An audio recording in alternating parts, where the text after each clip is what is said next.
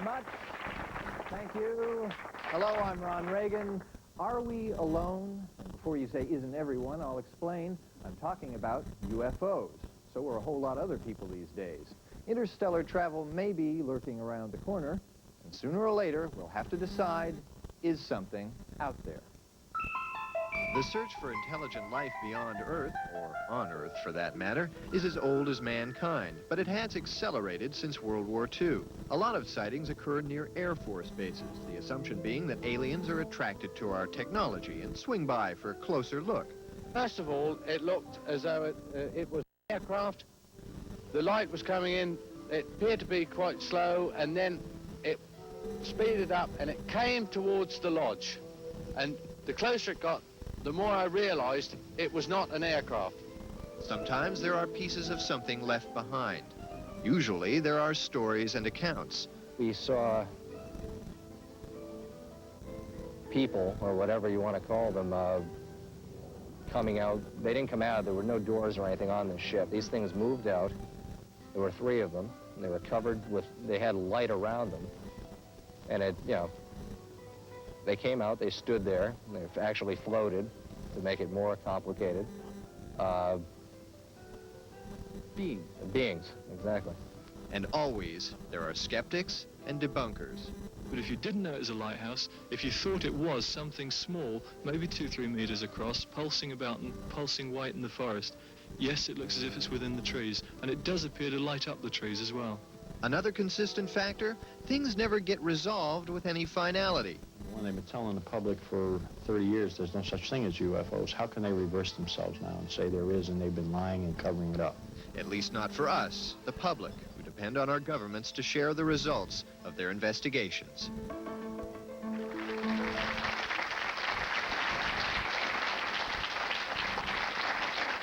Welcome back. Our first guest, Stanton Friedman, a physicist who once worked on big government projects, thinks every administration since 1947 has covered up evidence of UFOs and lied about other data relating to UFOs and aliens. Philip Klass disagrees. He's a former editor of Aviation Week and Space Technology. He would have put a UFO on the magazine's cover if he'd ever found one. Thank you for coming. Appreciate your being here. Welcome to the show.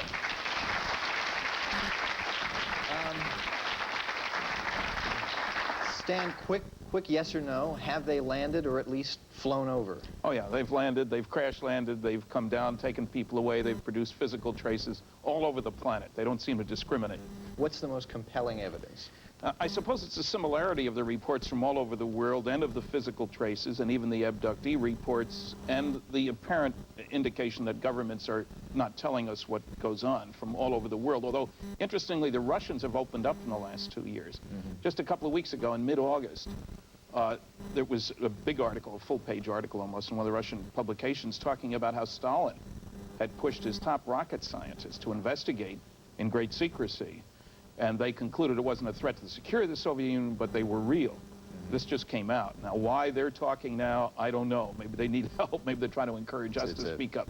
KGB misinformation plot, perhaps. Roswell, New Mexico, 1947. July 1947. Date and time. It's less than 2 weeks after the real big noise began in the United States. Headline articles about flying saucers, flying discs. UFO wasn't a term that was used back then. With colleagues, we have now talked to well over a couple of hundred people connected with what happened there. Apparently a saucer crashed.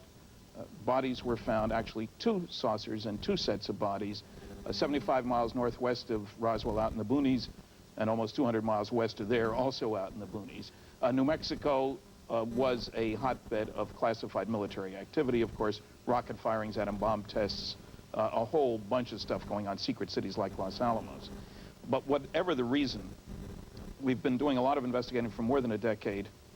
It's unquestionable that saucers were recovered there, which means that responsible people in the government have known since then. And obviously they couldn't go public with saying, oh yeah, we thought you'd like to know the Cold War has just begun, but there are aliens flying over the country. We can't do anything about them. We know what they want, where they come from. They couldn't have said that, not in the world circumstances. Phil, how unquestionable is this evidence? In 40-odd years of collecting UFO tales and reports, there is not, to my knowledge, a single physical artifact that Stan or anyone else can come up with even video pictures, that they can hand to the National Academy of Sciences and say, we rest our case on this evidence. Evidence is more than physical evidence, though, right? I repeat my We'll get statement. into that Yes. in a moment. What's the most compelling UFO story that you've heard? You're a skeptic, of course. Yes, You don't believe that there is yeah, evidence, yeah. but you'd like to. I mean, Oh, I'm sure you'd indeed. love to have a UFO Everyone land would in your love. I'd love to backyard. have one land in my backyard. I'd love to be the first journalist to report, I touched one, I saw it, here is the photograph. But in 25 years of investigating UFO cases, all I come up with are old wives' tales, similar to the ghost stories. 200 years ago, women in Europe He claimed they were knows that abducted. isn't true. Two saucers land in New Mexico. They got Crashed bodies. in New Mexico, Where but- are those bodies? All right. We don't know. Some of them went to right field where they went. What we're dealing with here, you have to understand that we're not dealing with an open world in which, you know, I go to the government and say, hey, fellas, give me all the data on Roswell. We're dealing with a cosmic Watergate. That's not just a clever phrase. We're dealing with all It is kinds a of clever indicators. phrase, too, though. We'll give you well, credit for that. okay, thanks. When we go after data, people think freedom of information is a magic key, opens up all the doors. It took me 5 years to get this released UFO document from the CIA. You can read 8 words on the document. Yeah. It took 5 years to get that after Date an and appeal. location, I think, are the two Yeah, words. even the we've got here. security This is- market. This is what you get when you go after the government for a secret Now, document. this is from the NSA. They're Looks the big remarkably boys like on the this block. one, yeah. Now, the important point here is that we're dealing with an annual black budget, not under congressional control, of the Pentagon, of over $34 billion a year, according to a Pulitzer Prize-winning reporter for the Philadelphia Inquirer. Not the National Enquirer, Philadelphia Inquirer. Important distinction. So, yeah, the NSA spends $10 billion plus a year. Half the people in my American lecture audiences have never heard of the National Security Agency. If you can hide $34 billion a year, you can certainly hide a few bodies, a few pieces of saucers. You can hide a lot more Okay, than let me that. stop you there because we can't hide a commercial. When we come back, Buzz Aldrin, an astronaut who went to the moon, and also the Frenchman who inspired Close Encounters of the Third Kind. When we come back.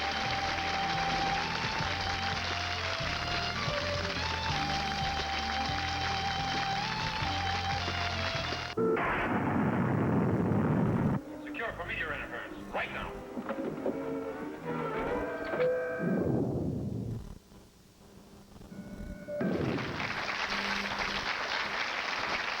In 1969, astronaut Buzz Aldrin walked on the moon, so he's seen a thing or two in his time. And Jacques Vallée is an astrophysicist and author. He's the source of the character played by Francois Truffaut in Close Encounters of the Third Kind. Thank you for coming on the show. Appreciate it very much.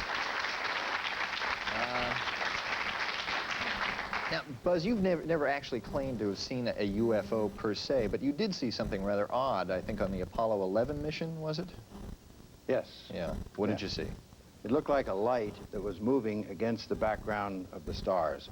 And having obtained my Doctor of Science degree in orbital mechanics, I know that that's not a star because it's moving relative to it, and it's got motion. We had just shortly before separated from the third stage of the Saturn rocket to turn around and dock with the landing craft, and we're now connected with the landing craft and several hours further on toward the moon, the first day after having left Earth. And in order to dock with the lunar module, 4 very large panels come off. And they're not tracked at all, but they go off in different directions. The upper stage of the rocket is tracked by the Manned Spaceflight Network, so they know exactly where that is. Well, I looked at this and called it to the attention of Neil and Mike, and Fellow astronauts. right, Mike? along on the flight. And we took a look at it. That clear. Couldn't figure out what it was, but thought, well, gee, maybe that could be the S-4B. That's our third stage rocket. So we were aware enough of the public concern about unusual sightings, and you don't have to go to MIT to know that. It was not a smart thing to say to the ground, hey, Houston, Apollo 11 here, we got some light coming along with us, you know? We got a UFO up here. Right. We knew that that wasn't a good thing to Scratch say. the We mission asked right them where there, the- wouldn't they? We asked them where the S-4B was, and they said, well, wait just a minute, we'll check with the back room. Well, in a couple of minutes, they came up and said it was some 6,000 miles away, and we figured that was probably not what we were looking at. Any idea what it was? Any speculation? Yeah, it was one of the 4 panels. Uh-huh. If it was not the S4B. Had to be one But of those 4. Reflecting sunlight. Reflecting in sunlight, yeah. We could look at it with the sextant and focus it brightly and see an L shape. Yeah. And when you change the focus, it became a series of spirals, indicating to me that it was out of focus. Just quickly, yes or no, do you believe in extraterrestrial life conceptually? In the probability or at least possibility? There are 24 of us that left the Earth and came back. Well, you know what There are 12 of us that walked on the moon. But how about things with, you know, like green and... Somebody originated someplace else. Yeah, exactly. Thank you. Just... Why not? Well, okay, why not? That's a good enough answer. All right. But we don't know. No, I didn't mean to put you in a spot there. I was just... Conceptually, you agree that it could be. How about you? Do you think that we got a shot at this? Well, I think most astronomers would agree today that there is a high probability that life exists throughout the universe. I grew up in France wanting to be an astronomer, and I thought there couldn't be UFOs because if there were UFOs, astronomers would see them and astronomers would tell us. And then my first job was at Paris Observatory, tracking satellites and objects like these. And we started tracking things that should not have been there, that we could not identify with the instruments that we had and the computers that we had. And the man in charge of the project confiscated the tape and erased it. And that's really what got me started, because that is not the way science works. You know, in science, you don't destroy data. Now, do I have this correct, that you think that UFO sightings are a social phenomenon? That's Among other things, I think there is a strong social component, because a lot of people want to believe it would be nice if there were aliens out there who came here to solve our problems. That would be nice. That's not necessarily what UFOs are. I'm convinced that there is a real physical UFO phenomenon.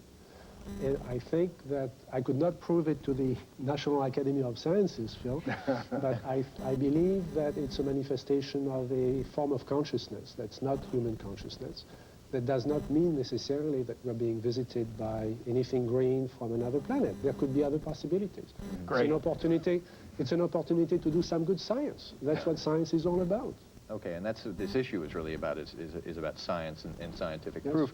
Next, wait a minute. Not entirely. Next, we'll meet a true believer in UFOs when we come back.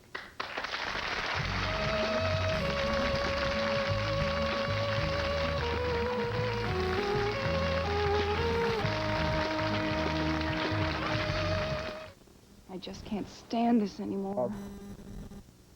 Flying objects containing maybe other people or another life form. So I think I saw a UFO. We saw people, or whatever you want to call them.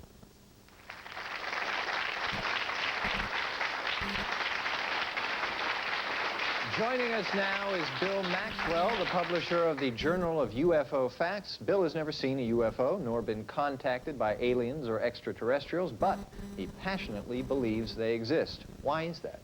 Well, there's too many thousands of people who claim to have seen UFOs. Physical traces, like Stanton mentioned, movie film, and there are metal samples. And it's been going on since recorded history. Yeah. So these things all lead me to believe that we are being contacted on a day-to-day basis by extraterrestrial civilizations, not from this planet. With all due respect, lots of people have seen the Loch Ness Monster, lots of people have seen Bigfoot, lots of people have seen Christ in a spaghetti billboard advertisement. Of course.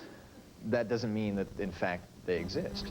No, it doesn't mean that they exist, but when you do have a physical craft that you can take a picture of, and you can also see physical, wait a minute, is that a picture of a physical craft that we've taken? Yeah, you can, sure. Yeah, okay. Well, that could be a pie tin, though. Sure, it could be, but some of the photographs that we do have analyzed have been analyzed by JPL, and these, and they substantiate that there is a craft that size, that far away from a camera, and that high in the sky. So it'd be hard pressed to put a 25-foot, you know, diameter craft, hubcap in the sky and take a picture of it. I know some like, MIT students who could probably manage that, though. Who at JPL certified these photos? Who at JPL certified those? Is that the question? Yes, and which photos? Many, there's, well, could you give us a name? Sure. Should I get the get a feeling book Phil's out? done this I can before? get it out of the book if you like. You know. Are you Well, talking not about right the now, Miguel except that, of course. photograph? Yeah, some of them There- are for people talk about government cover-ups all the time, and it's pretty easy to, you know, the CIA is behind everything, and we know that now. Phil, government, how credible is the idea of a government Well, as a cover-up? matter of fact, here is hard physical evidence that Stanton Friedman is aware of because it was published in the MUFON UFO Journal. What this is a top-secret assessment written by the top Air Force Navy intelligence officials December 10th, 1948. A year and a half Read after the these... title, Phil. A year and a half after these alleged crash saucers. What is the title of it? All right, the title of it is Analysis of Flying Object Incidents in the U.S. And their conclusions are? And their conclusions are that probably, if these are hard vehicles, actual vehicles, that these are probably spy vehicles developed by German scientists captured by the Soviets. So this was published in 1948, by the way, after the Roswell, New Mexico incident. A very limited focus document that doesn't recognize that we're dealing with compartmentalized information and that their whole focus, that is, the way security works is you don't tell everybody and then hope everybody shuts up. You tell very few people. You need special access, if you will, a need to know for that particular information. Because you have a top secret clearance does not give you access to all top secret information. The focus of this report is on the Russian side. That doesn't mean that there weren't other reports. It's an analysis of what are UFOs. They say we're getting all these reports, we don't know what they are, and so we think that's an analysis from 1947. Right after 48. Right. So what's happening between 1947 and now? But the point is that if there were crash UFOs at Roswell, somebody forgot to tell the top Air Force and Navy intelligence. But now, if there was a government conspiracy, wouldn't they publish something like this to cover up the facts? To withhold the facts from the President of the United States, to withhold the facts from the Defense Department, the people who might have to defend the country if there were... But couldn't this be misinformation? That document doesn't mean that they withheld the information from those people. It's a specific study. The CIA has admitted that on occasion there were 3 different groups working independently, looking at the same problem, with no access across between the groups. So this is one study. It certainly doesn't mean that there wasn't a Roswell, and it isn't a top secret plus, which is what you need. Yes, this is an example of the dilemma of denying a cover-up, okay? The government is trying to come forth with evidence denying a cover-up, and what do the other people say? Oh, well, that's all wrong. So whatever you come up with to deny that you're covering up something, somebody's always got another answer. Well, can you imagine how many people would have been aware of some of these things and could have made fortunes by denying this hard evidence that is supposed to be there? Not if they didn't. They couldn't make the fortune if they didn't have a piece themselves. Let me put it to you this way. It is not up to Phil to prove that UFOs don't exist. It's up to you and everybody else to prove that, in fact, they do exist. Beyond a reasonable doubt. We can't do anything right now because we have to go to a commercial. We'll be right back after this.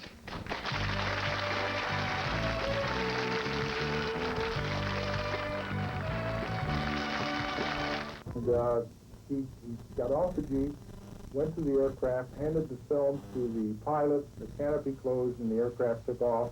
The reason for them not talking is usually that they've been threatened, or they fall under the regulation JNAP 146, which talks about if anybody talks about UFO events that have been reported in the military, they're subject to fines, loss of pension and retirement, and every other thing.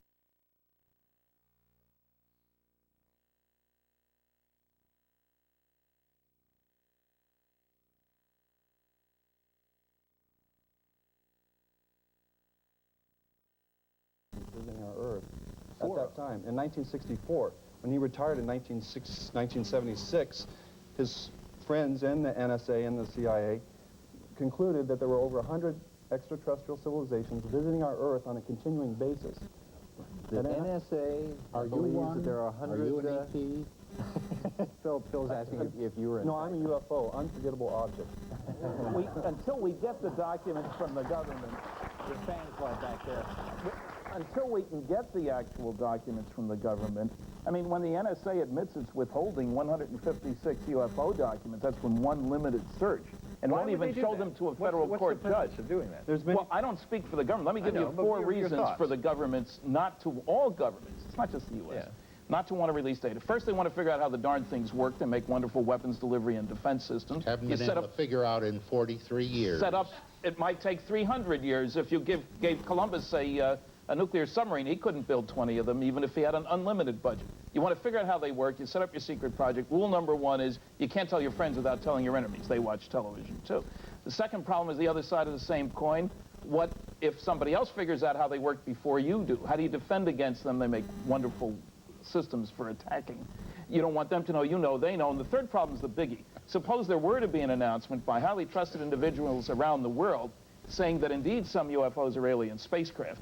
What would happen? You can imagine the stock market would go down, mental hospital admissions, church attendance would go up, I suppose. But the big thing that would happen would be an immediate push on the part of the younger generation, which was not alive when there wasn't a space program, unlike some of us older people, for a whole new view of ourselves, instead of as Americans, Russians, Chinese, Peruvians, whatever, as Earthlings, because obviously from an alien viewpoint, we are all Earthlings. There's no government on this planet that I'm aware of that wants its citizens to owe their allegiance to the planet instead of that individual government. Nationalism's the only game in town. Actually, the question that you did pose, that why wouldn't the government release this information, there's many, many reasons. Economics is one, the power structure, the control structure of our planet. Okay, whether or not the government releases anything, though, what I want to know is if there's 100 civilizations out there, if there are 4 civilizations out there visiting, if there's one, why don't they just show up, shake hands on the White House lawn, I can tell you exactly why they won't. Because every time they do try to come by or fly by, what does our government do and the rest of the governments of the world? We send up fighter planes, we try to shoot them down. Not true. Not necessarily. Airline pilots have seen these things. Ron, do you talk to the squirrels when you walk through the woods? Well, sometimes, but that's my business.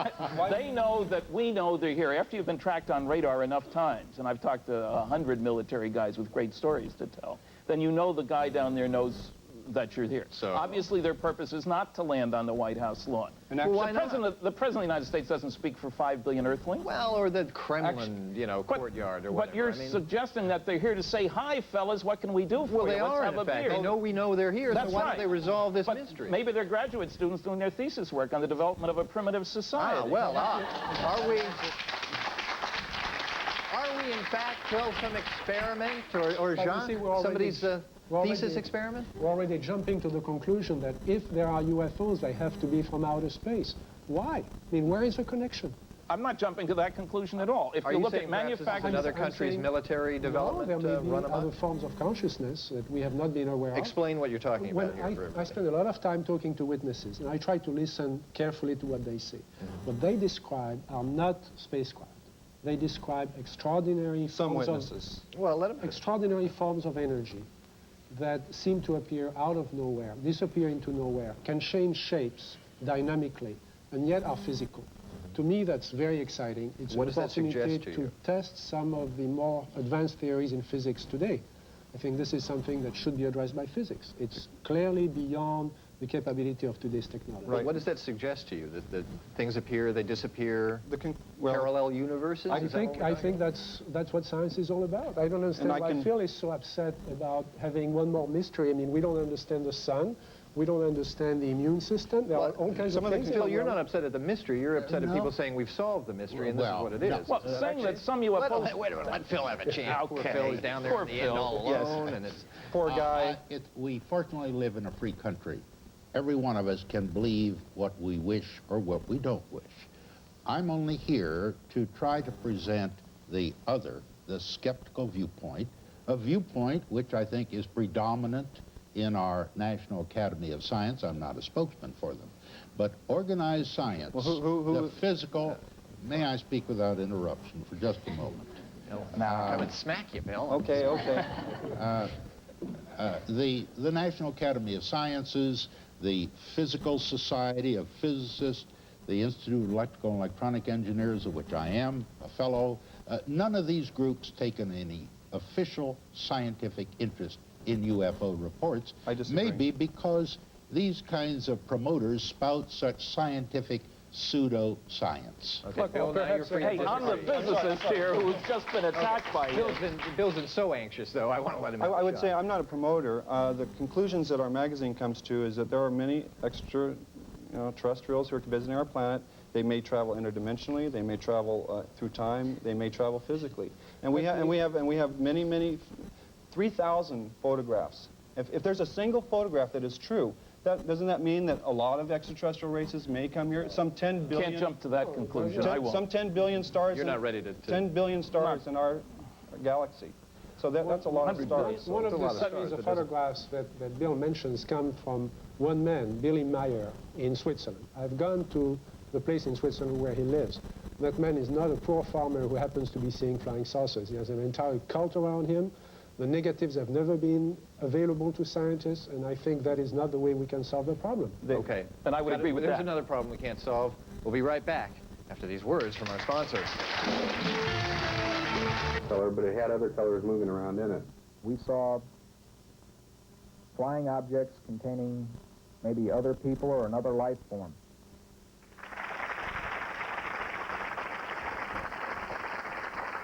We're back. The subject is UFOs. Buzz, now you would like to see NASA get more money and space exploration really take off. Is it one way to do that, to encourage people's belief in extraterrestrials? Give us something, a carrot out there dangled in space for us to go after? Well, I think there's a legitimate reason for a search for extraterrestrial intelligence, the way that NASA's defined it, and to search the skies for evidence of intelligent signals coming through electromagnetic radiation or anything else that's detectable to our sensors. That's good science. And that's what we're trying to do, and that's what you could do very well on the far side of the moon where it's nice and quiet and we don't hear the noise that's created that emanates out from here. Okay. Yes, I think Mr. Fillet has the right idea in that we should all be open-minded. I mean, that's what science is all about, hypothesizing and then finding the experiments and making the conclusions. But I do think the supporters of the aliens are being a bit way off base here. I would like to know if you have any real evidence that you can share with us. Yes, I do. I have evidence that I can share with you in our journal. We publish it 4 times a year. It does have physical evidence, has photographs. There are sound recordings that have come to light. We just had the case come to light with a... Is there any case that is international almost, well-known, really? Loads of cases from all over the world. The problem is most people aren't aware of the data. Look, there are 5 large-scale scientific studies. The biggest one done for the United States Air Force covered 3,201 sightings. Over 600 of these couldn't be explained, separate from the ones for which there was insufficient information. Quality evaluation shows the better the quality, the more likely to be an unknown. That's one major study. It isn't mentioned in 10 skeptical books about UFOs. Don't bother us with the facts. Our minds are made up. That's the attitude of the debunker. And what the public doesn't know, we're not going to tell them. That's the second rule for the debunker. There have been 8 PhD theses done about UFOs, some of them having lots of good information. The problem is you won't get it on the 6 o'clock news.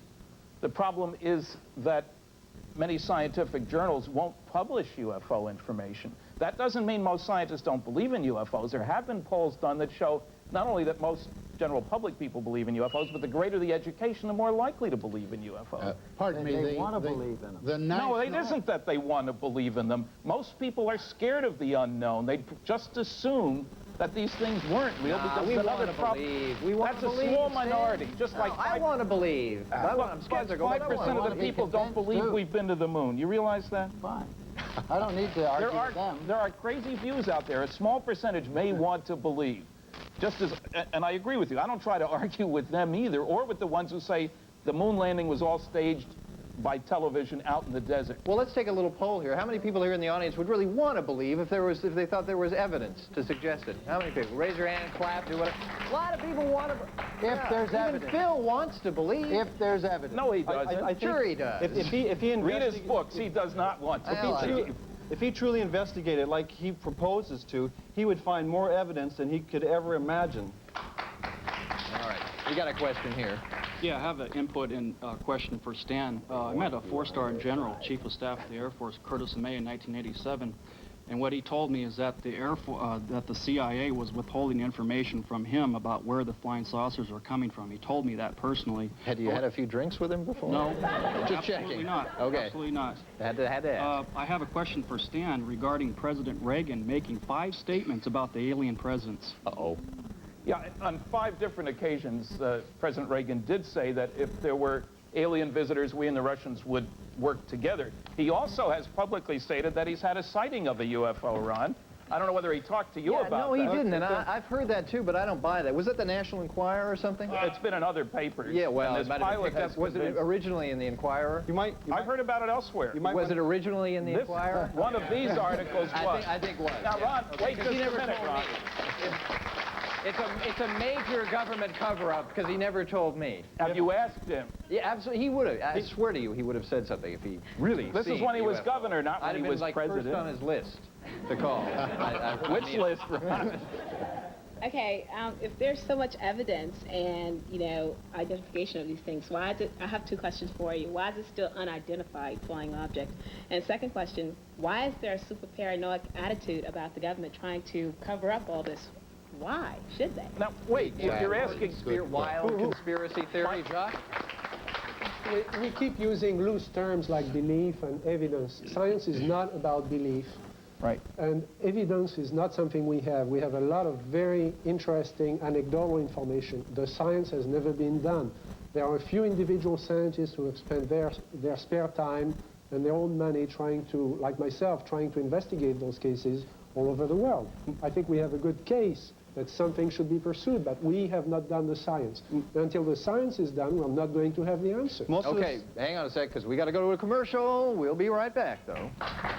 Something here knows the answer. I may have the answer. Let's have a look.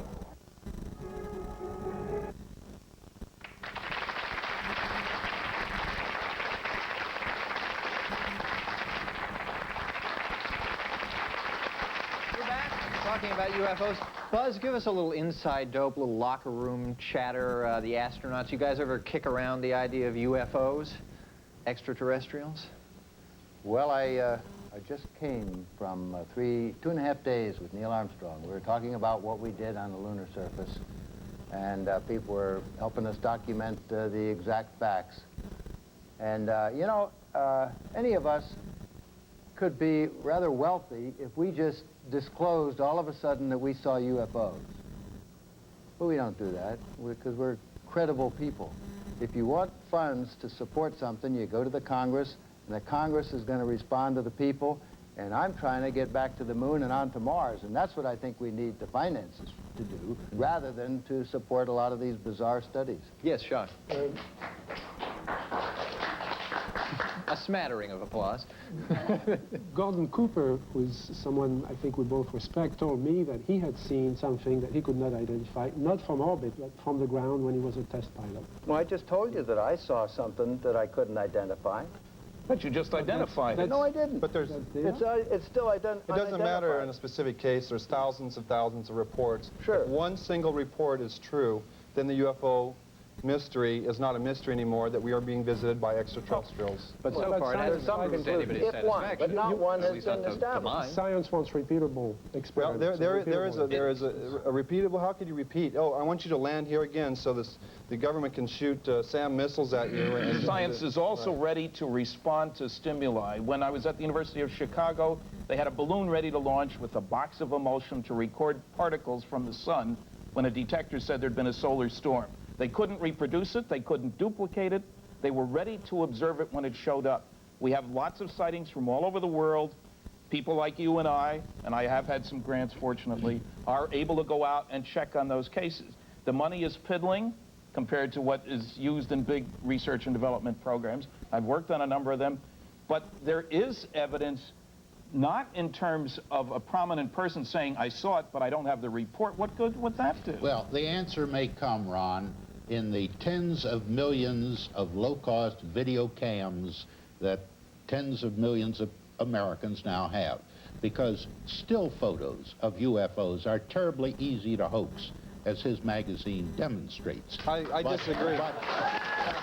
But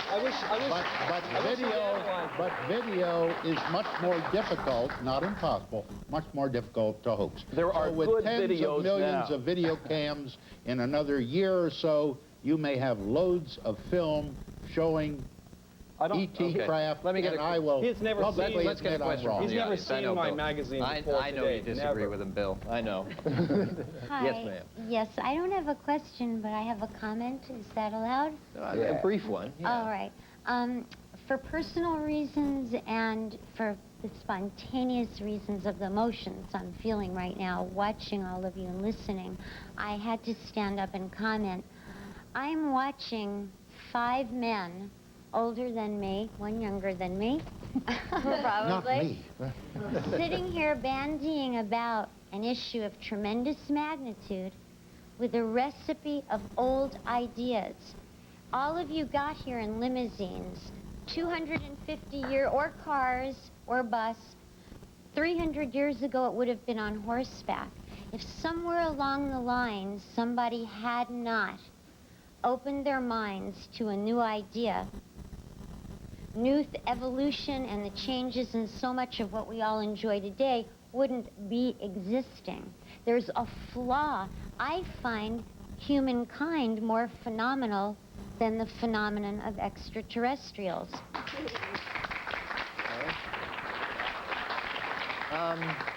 The SETI program has been looking along the radio bands for evidence of technological civilizations out there for some time now, and they came up with a big goose egg, Zippo. It's Nothing. a seriously flawed program, Ron, that doesn't really involve science so much as what I would call cultism.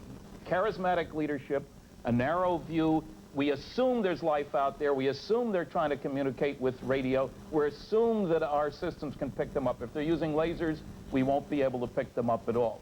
Those guys are totally unwilling to look at the UFO evidence. Well, they're focusing in one particular direction. Well, but if you're interested in... Why does an advanced technology doesn't give some evidence of radio technology and radio waves going out into space? Because they're much more advanced than the radio. If they have, well, we're a little ant race on a small planet on the edge of the Milky Way. Looking for smoke signals 100 years ago would have been one way to check on long-distance communication. Yeah. But it certainly isn't the most If they're that technique advanced, though, around. there's something kind of pedestrian about the whole idea of flying saucers and little green men. That's Wouldn't why they be more advanced than that? That's true, because some of them do travel interdimensionally. Is that, Jacques, is that the, are we getting into your country now, interdimensional travel? So I think that was 20 years ago, you know, that was a very marginal idea in science. Today, it's not such a marginal idea in science. If you look at the Sky and Telescope magazine a year and a half ago, published an article about the creation of universes with multiple dimensions moving at right angle to each other. That's a very interesting idea. It's a theory, and perhaps the UFO phenomenon is giving us the opportunity to test some of those advanced theories in physics. I think that's why we should look at it. Okay. Yes, sir. Okay, I've got a comment about what I've been hearing about these cover-ups and the SETI program. If we have a government that has military regulations that prevents pilots from revealing that they've seen a UFO before they've been debriefed or at all, if we have astronauts who are told to shut up by what they see, some of them, and if we have a National Academy of Sciences who is funded by the government and works as part of the government, why would we assume that any of these are going to tell us what they find instead of just wrapping it up and hiding it? Why should we assume that they're going to tell us? They won't. Well, we assume that they don't. As a matter of fact, we have very advanced technology for building stealth aircraft. We can try and have kept that secret from potential enemies. But anything that is as universal as ETs visiting Earth, it would be ridiculous to try to keep it secret.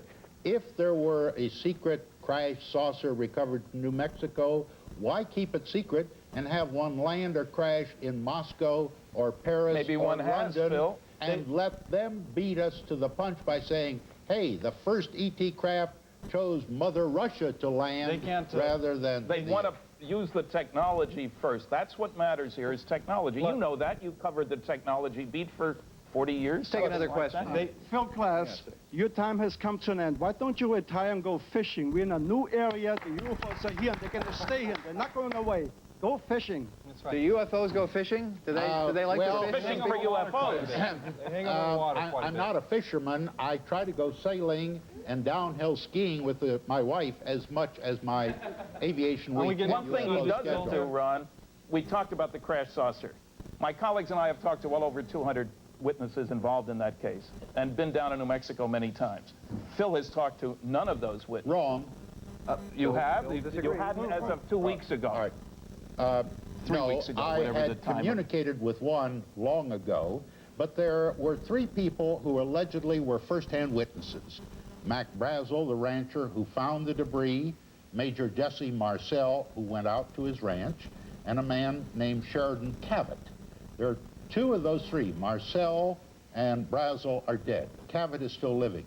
Have you talked to Cavett? Yes. What did he say? Did he? And I've talked to, been in Marcel's house, and I've talked to Cavett is living today. Yeah, he was a counterintelligence corps guy. Obscure here. Yeah. He denies. He has done no investigation of the case. That's what it boils All right, well, down he to. disagrees. denies Hang on a second. the crash saucer. We're running out of time here. We've resolved this whole question of UFOs. Right. Naturally. And we'll be back right after this.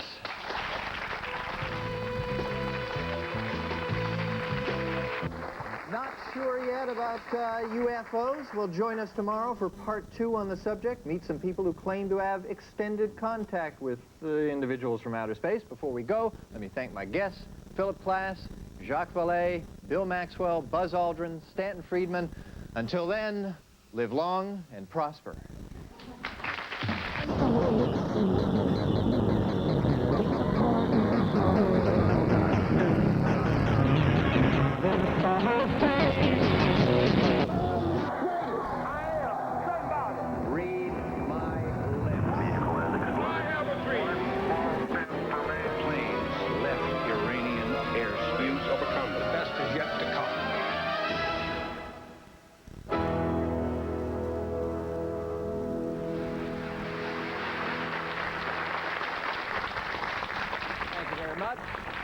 Thank you.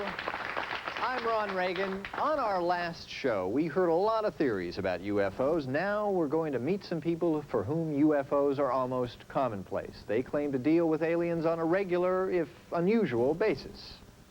And when talking about such an elusive subject, I thought it appropriate to make an elusive entrance. So tonight, I had them beam me in. Yes, the magic of television. With us today, Athena Demetrios. She's a makeup artist here in Los Angeles, and Sherry Levy is a nurse who grew up in Los Angeles. Welcome. Thanks for coming on the show. Appreciate you being here. Levy? Levy? Levy? Sherry. Sherry. Okay, Sherry. Now, Sherry, you claim that you have actually met extraterrestrials. That they've, well, tell us about it. Why you? Well, I'm not exclusive. I don't consider myself superior or chosen. I think I'm one of probably a large percentage of the people who populate this planet who have interacted with other races, knowingly or unknowingly. Okay, I must be on the unknowing side, or maybe they just didn't get to me yet. But I don't want to make fun of this. You know, a lot of people do, and they, maybe want to ridicule you for this. But I believe you're sincere, and I want to know, what did they look like? Well, I've met with 2 races. The race that predominantly has been in our lives has been what I'm told are called little grays. They're a race of beings that are diminutive in size. About yay? Stop me when I get right. About 4 feet tall. About 4 feet tall, with the exception of one who I call the head honcho, who appears now and then, who can be as tall as 8 feet tall. Uh-huh. And otherwise looks exactly the same as the short guys. Is exactly. That right? Okay. And the other race is? Very much human-like, just like you and I. Uh-huh. Okay. These gray people, I mean, what do they? What's their skin look like? What do their eyes look like? What are their hands like?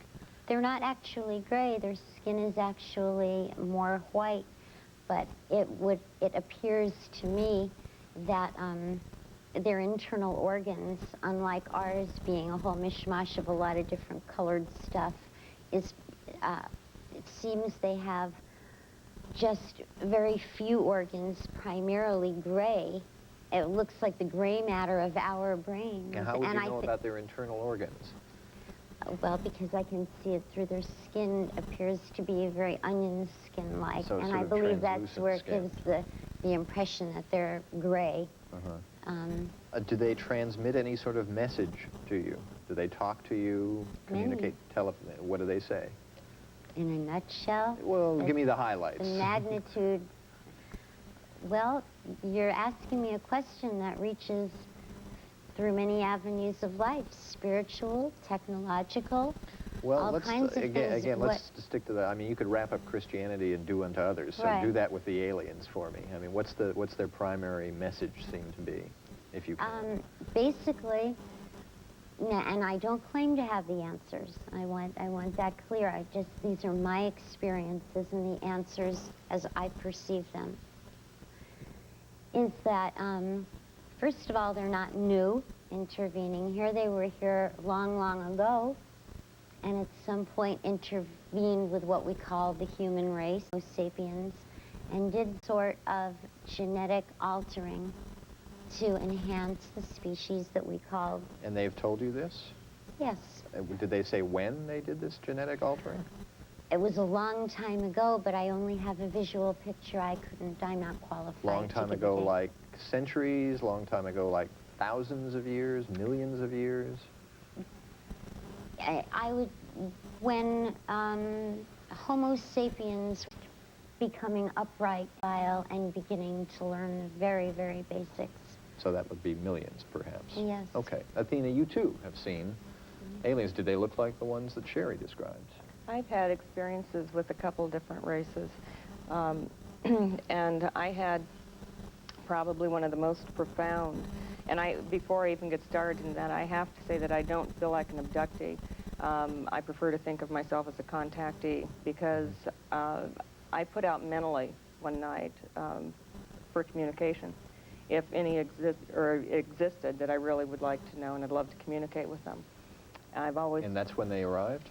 No, it wasn't right then, but it was after, maybe a month and a half, 2 months after. You wanted to see aliens oh, yeah. first, and then they came. Well, I've always felt a sense of homesickness when I've looked up at the sky at night. I've always been a real soul searcher, and that's just part of my nature. And I've always really sought to find answers about things. I was in bed one night, and I sat up, and I saw two in the bedroom, and one was walking towards me, and I felt tremendous fear go through my body, almost paralyzed with fear, and then I heard telepathically, "You have nothing to fear."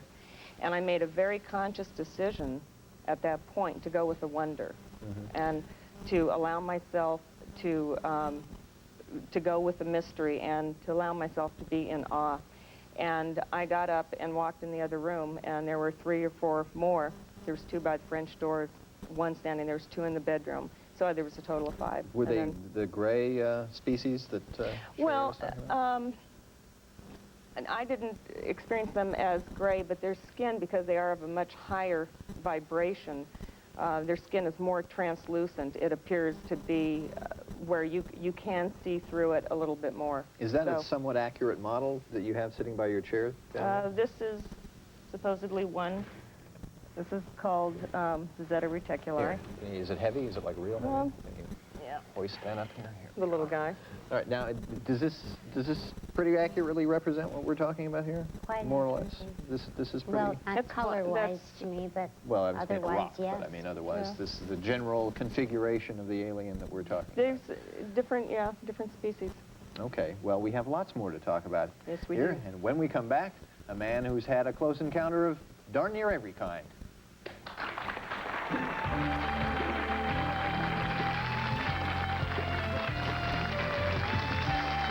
It didn't happen. It's just a nuisance to us because we've got some good wheat crop trampled down, and there's a danger that more of it's going to be trampled down by people coming to look at it.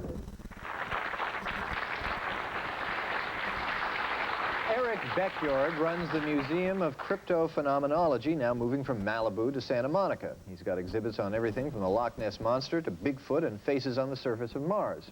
Eric has studied UFOs for a long time and has just come back from studying the crop circles in England. Welcome, Eric. Thanks for being here.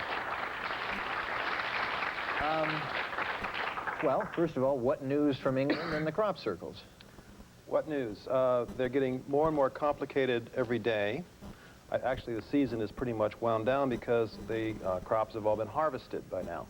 But as the season progressed throughout the 3.5 weeks that I was there, the circles went from strange to strange to stranger. We had some incredible ones that, as you saw, looked like this. Yeah, okay. That's very complicated. They started out, these crop circles, as sort of simple circles, a little bit random. I've seen pictures of them. They did indeed. They started as very simple ones, but then we had odd things called insectograms. Looks like a big bug. Down near Stonehenge. Well, what's the explanation here? Very, very impressive. What are they? The point is that I believe, my theory is, that these are not done by plasma vortices, they're not done by whirlwinds, they're not done by hedgehogs going crazy or crows, and they're not done by farm boys, because, as you will probably see in one of the tapes that you have, that I and 4 other gentlemen from France and England all went out and cut circles that, or we cut a message that could not be duplicated. It was a cutting that said, "Talk to us." It took us 20 man-hours to do this, and each symbol was 24 feet high. So the logical explanation for you is that these are UFOs, that extraterrestrials are leaving messages for us in wheat fields in England. And because they're trying to be, they're being so complicated in doing it, that they're trying to show us that human beings cannot do it. Yeah. And that therefore we have to start paying attention to UFOs and UFO occupants and the messages that they are giving us in a code in these fields. There are some very clever Oxford and Cambridge University undergrads, though, and this, you got to wonder if this is some kind of prank they're pulling. No, you don't have to wonder. Well, I wonder. You can wonder, but I'll tell you this. I'd say out of 100 crop circles, you might have 1 or maybe 2 done by clever undergrads. And their work is usually pretty easily spotted from the air because the work is ragged. Now, National Geographic Television, if I dare mention the name, went and made their own crop circles. And the helicopter pilots and the airplane pilots all said, "Hey, this one we know that's a fake because it just looks bad." And examine that from the air and from the ground. You can tell. The others have a certain natural smoothness to them and a certain rhythm to them that the ones made by men don't have. Also, it took National Geographic Television guys, it took them about 4 hours with a crew of 4 to do their work, and they were just running rollers. And it's hard. Okay, now with all due respect, and I don't mean to offend you at all, but why should I or anybody else believe somebody who apparently believes that Loch Ness Monster exists and that Ted Kennedy's face is inscribed on the surface of Mars? Well, because for one thing, I've also investigated things like Bigfoot. I've seen those pictures, yeah, I've seen, but that's not proof. As well as the Loch Ness Monster. Proof. It could be a hoax. You know what I'm saying. I mean, people hear this and they think you're nuts. I go around debunking hoaxes. I find hoaxes. And part of the job involves trying to see what it would take to make a hoax. And when it takes more than an hour or 2, or any more than just this much brain power, people don't do it, particularly when they're not paid to do it. Somebody could be paying Oxford and Cambridge University undergraduates to do this. My problem with this is that there's no proof that it's extraterrestrial. I mean, it's nice to speculate, as a matter of fact, but there's no proof. There is on this program. I believe we have brought to you to show an English videotape of a UFO in the crop fields nearby one of the crop circles that is about yay big, silvery, and flops around like this, and it zigzags around the crop, and then it flies over a tractor driver whose interview we got. He says it's about 3 feet in diameter. A hill. Just 2 weeks ago, 2 German tourists filmed another UFO of this type in the crop fields, also silvery and round. The farmers and local people have been seeing UFOs at night in the Wiltshire district. They've been seeing large black triangular objects. They've been seeing orange balls that go down into the field. The next morning, there's a crop circle. And we have stills of this. Unfortunately, we don't have that videotape, but we do have more show. And when we return, we'll be joined by Stan Friedman and Philip Klass, who are still arguing from our first encounter with UFOs yesterday.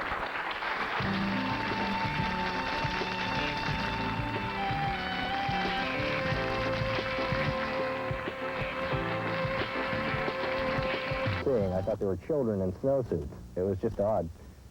It seemed like it was no sooner there that it blew up, not outward or upward, it just blew down with all these sparkles and different colors of light, indescribable.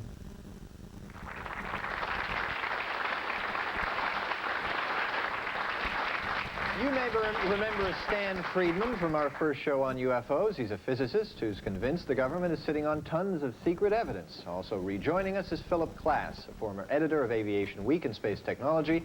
He's a skeptic. Well, you've heard our previous guests here. Phil, first of all, your reaction. Well, what do you think of this? Sitting back there and listening and watching the two ladies' story, I got a telepathic message, which seemed to be from an extraterrestrial saying those two ladies are telling fantasy. Now, I don't know. It was a telepathic message I got. Well, let's assume that they're not lying, though. Because, I mean, if you're lying, then the whole show's over and we might not as well be here. So let's assume that they really do believe what they're saying. Well, that makes it more interesting. Many people believe, and I'm delighted that both the ladies, as I understand it, say they were not abducted, that they were sort of voluntarily entering into this.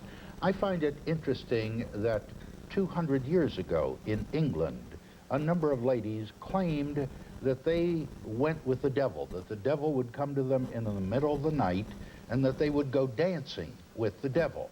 And that was quite a popular folklore tale that ladies told 200 years ago.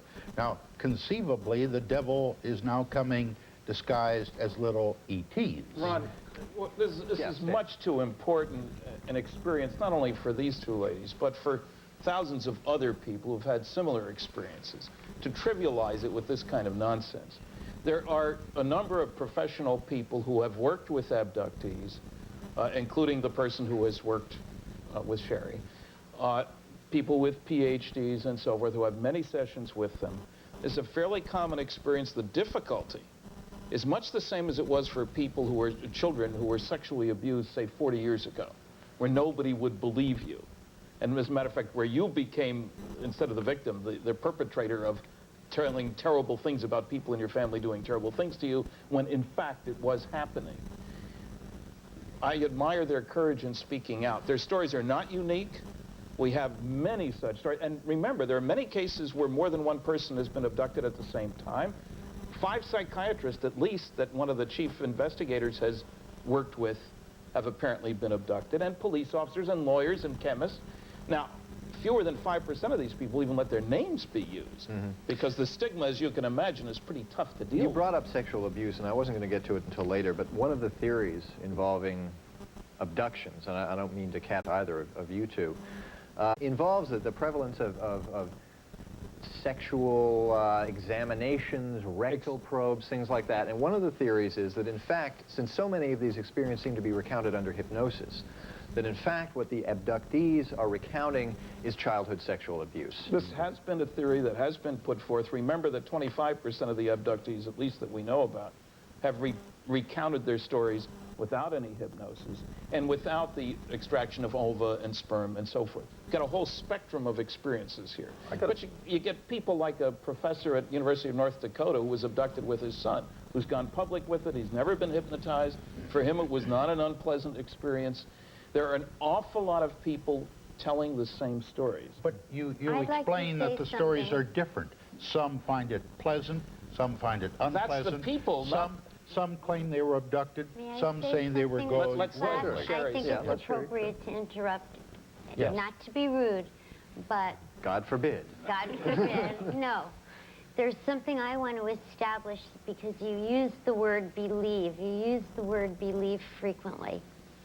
And you were in the context of, I know lots of people want to believe. Well, I wanted to speak for myself. The difference between us, we have, I'm sure, many common denominators, but there is a distinct difference between Athena and myself.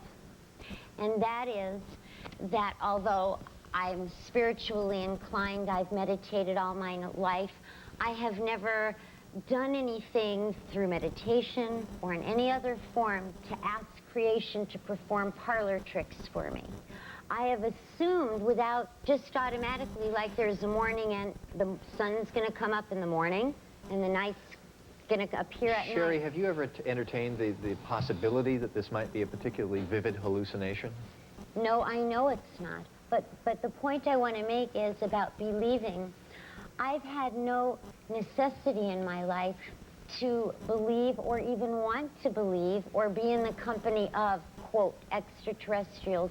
They became a part of my life unasked for, uninvited, with me unprepared. It was nothing I sought after. I automatically believed that in an infinite universe there is life elsewhere, and that was satisfactory enough for me. Okay, speaking of things we don't seek after, it's time for another commercial. We'll be back after this.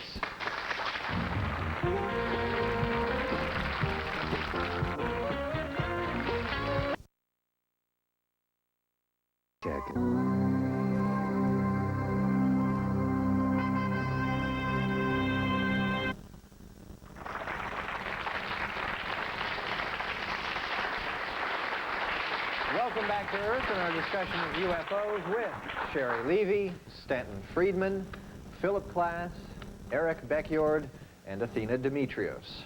Athena, now, do I understand this correctly that you've actually had something implanted in your neck? Well, I'd like to back up. Now, I didn't think that I was going to talk about this, and I'm feeling a lot of different emotions because this came up. But you were talking about sexual abuse. Yes. Okay. I was very violently raped over 12 times. So I guess in one sense, maybe somehow that does tie in. I don't know. I would like to say this, though. I have worked really hard to heal that issue. And because I think when someone experiences anything like that, they become very, there's a sense of feeling fragmented yourself.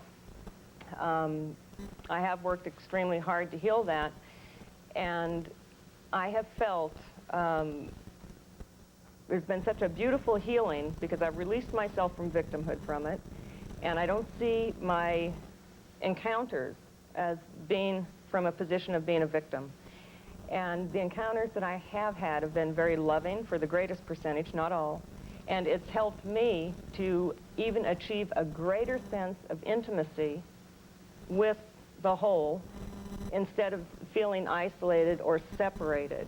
It's filled me with a sense of awe of the human spirit and the many multiple ways that God, Goddess, whatever you want to call it, can express itself.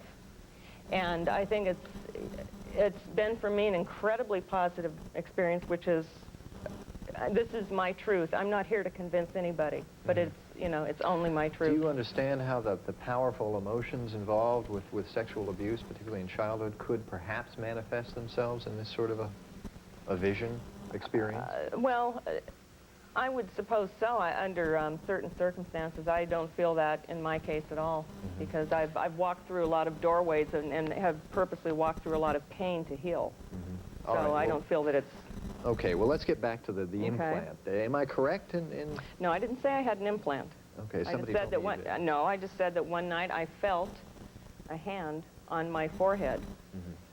And it was around 3 o'clock in the morning. I got up, the dogs were barking, and a lot of animals a lot of times will go kind of crazy at that point in time. And I looked outside, and I didn't see anything. I went back to bed, but I had a feeling, and I felt a hand on my forehead, and that was in the middle of the night. Implants are important in this discussion. That's true. Yeah, that's Eric? true. Now, there's a psychiatrist or psychologist named Dr. Leo Sprinkle, who's with the University of Wyoming, and he does a tremendous amount of work with contactees and abductees. And he has found, I understand, that sexual abuse is not necessarily a big factor with those people.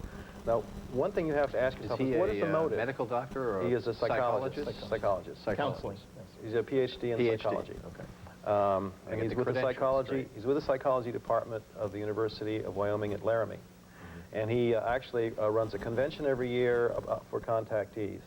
He hypnotizes a lot of people. He regresses some of them. Yeah.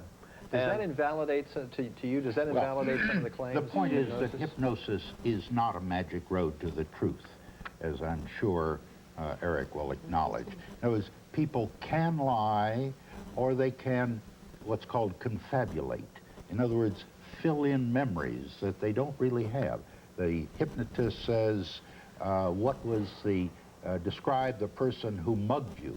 And if they don't really remember, they will try to unconsciously invent or confabulate. It depends on the question and how the question is stated. Well, it does. And if you state the question the way he's doing it, you're going to be leading. Abductees are well aware of the difficulties of confabulation. I've just spent considerable time with a man in Missouri who's worked with 50-some abductees. I've watched him in action, and one of the neat things he does is see if people will be led. Somebody's talking about a cattle mutilation, for example, and I was there when this happened. He said, oh, there must have been a lot of blood. And the response was not, oh, yes. It was, no, there wasn't any blood. That was one of the strange things. So there are certainly difficulties with hypnosis, not in the hands of a skilled person, as with anything else. Okay. But the people who do this know what they're doing, most of them. All right, what do you digressing a little bit here, I want to talk you about these find marks on your legs and scoops? I don't have them. But supposing you have a row of abductees around here, and you find that many of the people that had hypnosis regression and had stories like they do, what if many of them start turning up with, as many of them do, strange scoop-like marks in their legs, and their thighs, on their hips, strange marks that don't belong there. Yeah. But they're associated with the event. That other people don't have. Let's hear. I would like to say something, since I've been regressed a number of times by the head of NASA's Special Projects Division. And Who is that? Dr. Richard Haynes. Dr. Richard Haynes is not head of their special project. Former head He is now retired. No. Let's hear what she has to retired, say. and I had not expected to reveal his name on this show, but he's encouraged me to come forward, so I think I would have his permission. Come forward Okay, now. I'd never been hypnotized in my life until this man hypnotized me. And as far as what you call confabulation, which I'm sure that's a valid constituent in the whole picture, I know, having experienced it at least a dozen times, time regression hypnosis, when you're taken back in time to an encounter and you're experiencing what they call missing time, a period of amnesia where you can't account for what's happening. In my case, I simply shut down. I did not, the same amnesia that I experienced during the encounter was present hypnosis, and I know Doctor sat to the side and just rode it out until I could come forward to what I could then next recall. Do either of you have any scars or marks as a result of your encounters? I have one here. I know. That was a motorcycle, I believe, wasn't it? Yeah, there have been numerous implants. One of the tricky things here about the physical evidence and details of these things is that half a dozen of the more busy investigators of these cases have intentionally withheld little details that aren't in their books, that they don't say on television, even to you. And where that serves as a benchmark, if somebody else comes up with the same little detail, then you know they didn't get it from the book, the television, etc. And these kinds of things turn up all the time. One of the other things that's important is one of the PhD theses dealing with this matter, a man collected 300 abduction cases and looked at the sequence. And there's a great consistency of sequence of events. Not all things happen to all abductees, but when they do happen, they're in the same sequence. And again, it's very hard to imagine that being connected with something that isn't real. Yeah. Okay. We'll be back with more about extraterrestrials after this.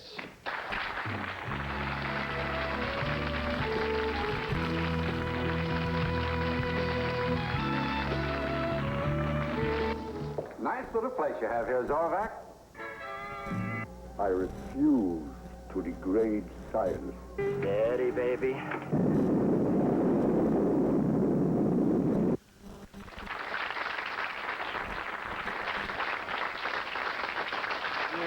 We're back talking about ETs. One thing that's always fascinated me about these accounts of abductions or contacts is that many people seem to report contacts with aliens that look just like us. Now, the chances of other life in the universe may be pretty good, but the chances that they're going to look exactly like us are slim to the point of impossible. That's only if life develops independently wherever it is. If there's a cross-connectedness, Right. How soon would that connection come, though? Because it better be. We're only separated from the chimpanzees by 5 million years. Supposing we were placed here. What if we're somebody's colony, somebody's crop, if you will? Are we somebody's colony? Are we somebody's junior high school biology experiment? This is the devil's island of this corner of the galaxy, Ron. They dumped all the bad boys and girls here, and that's why we're so nasty to each other. Well, what about these other ones, though? Where do the different races of people come in? How can you judge that when you're talking about an infinite universe? There may be many other planets that mimic Earth completely. Well, there may be. I don't know that. I'm questions curious. I'm asking. Ron, I'm why can't confused there be about just these one different kind? types of aliens. Why can't there be just one kind? Why can't there be 25 kinds? I'm not saying there can't be. I'm just curious about it. No, your question about the ones who look like us is a very disturbing question, because there are many people who report experiences where there are the grays plus the humans as opposed to humanoids. And we don't know. Are they slaves that are hired for the occasion, spies that are hired, crossbreeds? We really don't know. Yeah. I consider myself very open-minded, and I personally believe in UFOs. I think Stanton Friedman lends a lot of credibility to the subject. But this guy over here, he claims not only to have had contact with UFOs, but he's seen the Loch Ness Monster and Bigfoot. I mean, what next? You're going to say you have Amelia Earhart's corpse in your basement? No. You know? Amelia, come on down! And what about this miraculous video that we don't have, that you described at the beginning of the show? And as far as these two women... That may have been our fault. The producer will find that. But, and as far as these two women on the end, I mean, what proof do you have? I can say anything I want. You can say anything you want. You know, you want proof? I mean, words are meaningless. Let's see some hardcore evidence. You want proof? Like, okay, let's take for one thing Bigfoot. We have hair and blood samples tested by anthropologists. That's like that's another show. I'd like to say something. I was contacted. I did not contact the show to be on the show. I was contacted. It's not. Wait a minute. No, I'm just saying I was contacted to be on the show. Okay? I have reverence for whatever your point of view is. This is my personal experience. I'm not here to prove any of this. I'm only here to share my experience. That's all. You don't have to believe anything that I say.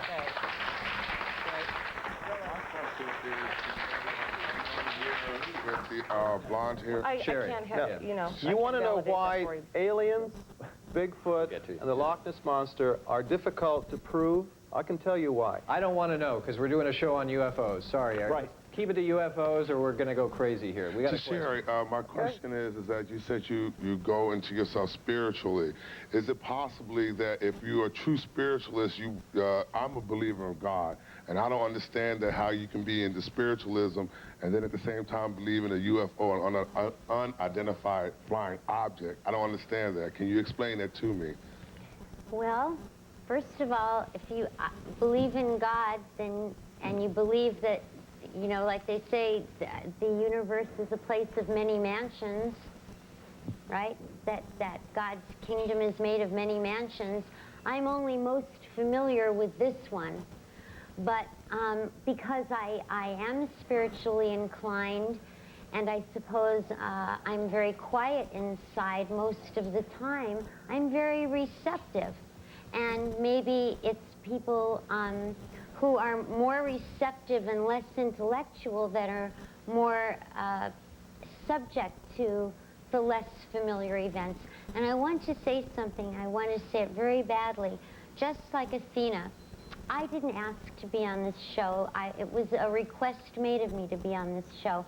I've had, since May 6th of 1988, along with my 9-year-old son, at least 200 close encounters of the fourth kind with one race in a multiplicity of ways that has affected our lives profoundly. We have avoided all publicity. We have stayed in the shadows. I have not been on television, been to a convention. I even avoid groups so as not for the power of suggestion of other abductees, if you will, to affect me. I've come forward this time. It's the first time because my gut told me to, because I have a child I love, and I don't want him to suffer the way I did. I was abducted through my childhood. This isn't new. And I hope that by the time he's an adult, some of this controversy will have broken apart, and some of the answers will be revealed so that he has a good life and the rest of the people that are still here. This is an act of love. I'm not here to prove anything to anybody, but out there, there will be at least one person, if not 10,000, who are relating to me right now, because my heart is contriving to another. Well, we'll reveal more answers in a moment after these words.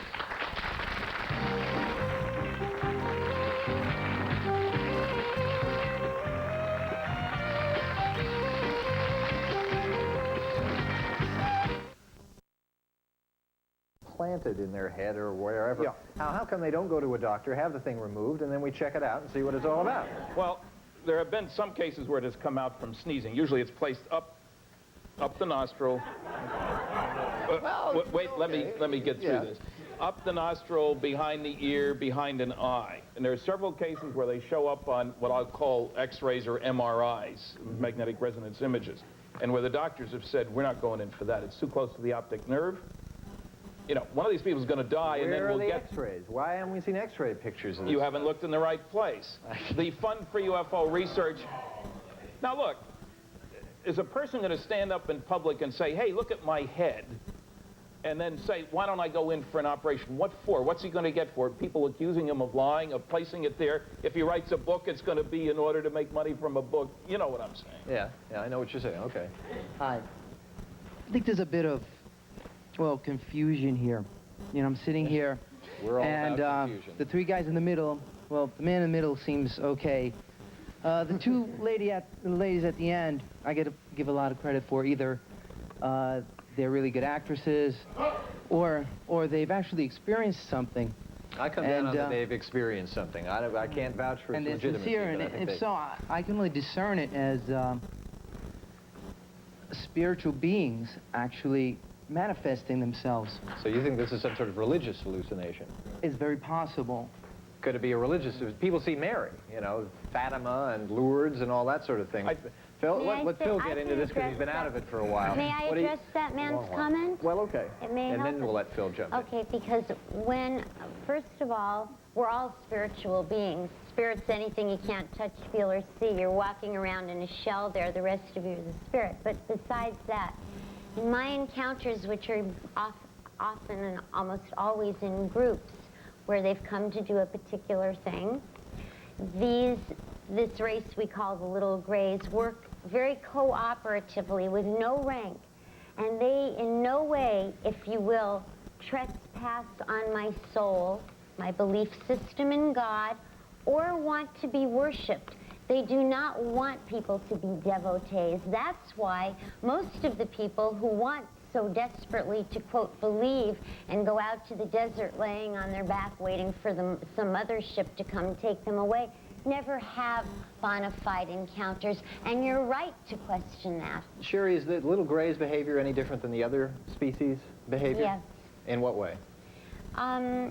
They're far less emotional. They are more like workers. They work in a very cooperative fashion. They simply come to get a particular job done. They do it on a particular time frame, and they're gone. They don't, the element of a real personal interaction isn't there as it would be with a more human personality. They're clinical is the word that keeps coming up over and over again. As opposed to which other species? As opposed to friendly, as opposed to the other species nasty. are friendly. No, what I'm saying is that the most common word used, I think, about the Grays, if you will, is they've got a job to do and they're doing it. Okay, I want to find out about how do they relate to the others, though? Are they different from the others? How are they different? How does it all stack up? Is there a hierarchy of aliens here? The Little Grays on the bottom, in the middle, on the top?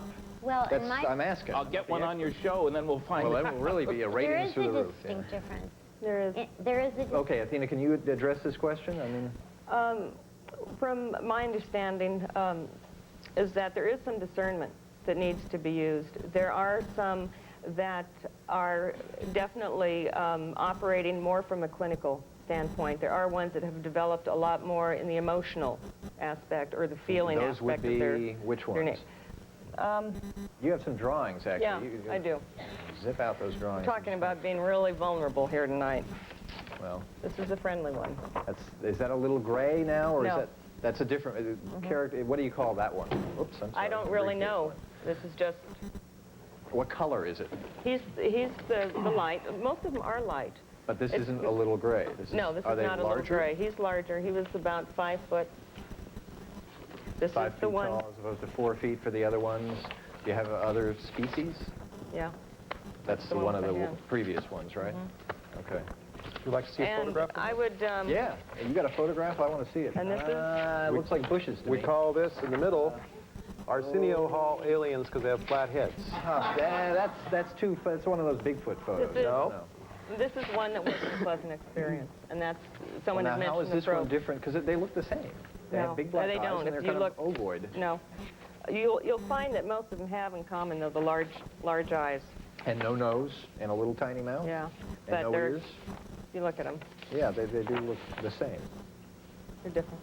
Well, sort of, but we're in the same general family there. I mean, we're 2 arms, 2 legs, a head and a body, for sure. Yeah. Well, how likely is it that other aliens would have 2 legs and 2 arms? Well, how likely is it that all living things on this planet have the same DNA? Amazingly enough, they do. It appears that, why aren't there 3-legged animals running around? There's certain directions in which life evolves and certain favored... There are 100-legged animals running around, though. Yeah. Even number, incidentally. Yes, that's true. We don't know animals with 5.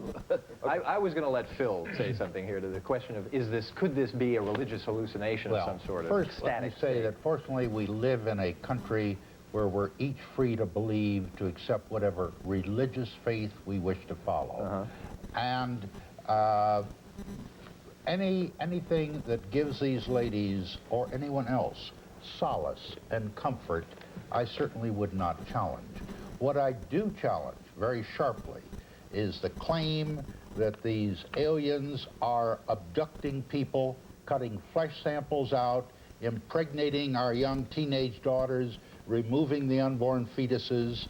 President Carter, President Reagan, and President Bush have taken great steps to efforts to protect and recover the rights of a few of our victims of Mideast terrorists and so on. And I feel sure that if this is actually taking place, I urge Stanton, as an American citizen, to come to Washington to alert our top officials. Let's mobilize the defenses of the nation, of the world, to defend against these atrocities. Okay, got a if quick they're question. real. Okay, if extraterrestrials are technologically advanced, that would mean that most likely they're intellectually more advanced. Yes. Now, if that's the case, why all the mystery around it? Why the symbols, the codes? Why don't they just be either find a way to convey themselves to everyone, or to stay hidden and not to be seen at all? Well, but why would you want them to do either one? They're here to do a job. They know we know they're here. But why do you ask me to explain extraterrestrials to you? I have had no contact with We don't even messages in wheat fields, though. Why don't they just come out? I'm not saying that they do, Ron. We don't communicate with laboratory rats. There are crop circles. Whether they have an extraterrestrial content, I haven't the faintest idea. Okay, I have an answer It's an for you on interesting that mystery. We don't communicate with guinea pigs, and we don't try and talk to them. We just treat them. And if these aliens are so far superior to us and possibly have seeded this planet with us, and if we are an experiment, which of course would upset everybody's religion very much, but if that is true, then they communicate with us at their own speed, at their own time, in their own way, and they don't care if we don't like it. All right. Can I share Pardon me, Ron, I talk to my guinea pigs, I talk to my dog, I believe and she understands. Okay. All right, UFOs, it's not over till the fat alien sings. More when we come back.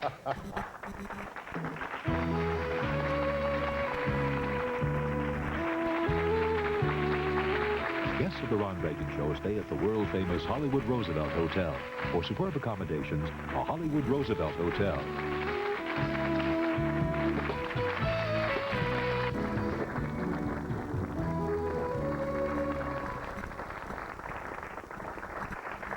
We are almost out of time, but before we go, I want to thank first our band, D.A. Young and Dr. Bombay. And, of course, our guest, Sherry Levy, Stanton Friedman, Philip Klass, Eric Beckyard, and Athena Demetrios. Thank you all very much for coming here. That's it. We're out of time. Beam me up. Oh, well, see you next time.